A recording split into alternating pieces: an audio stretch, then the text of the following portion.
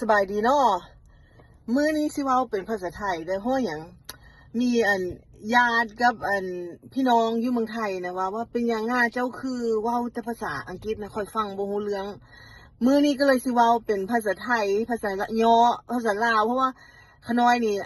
เกิดมานี่เว้ายอแล้วก็มักเว้าเด้มันม่วนตัวมันแบบมันเกิดมาแล้วมันเว้าจังซี่แล้วมันม่วนแต่ว่ามาอยู่เมืองอเมริกานี่หั่นมันต้องเว้าภาษาอังกฤษก็เลยพยายามปรับปรุงตัวเองเว้าให้มันเป็นภาษาอังกฤษเพราะว่าเขายังเข้าใจแต่ว่ามื้อนี้น่ะสิเว้าให้ฟังว่าพี่น้องถ้าเจ้าอยากเว้าภาษาอังกฤษเก่งๆนี่เจ้าต้องเริ่มพยายามฟังเพลงภาษาอังกฤษthat คือฟังภาษาอังกฤษแล้วก็พยายามเว้ากับคนฝรั่งหรือว่าคนที่แบบเฮาบ่รู้จักน่ะภาษาอังกฤษมันสิเฮ็ดให้เฮาเว้าเก่งฉะนั้นขน้อยเว้าว่าเฮาอย่าพยายาม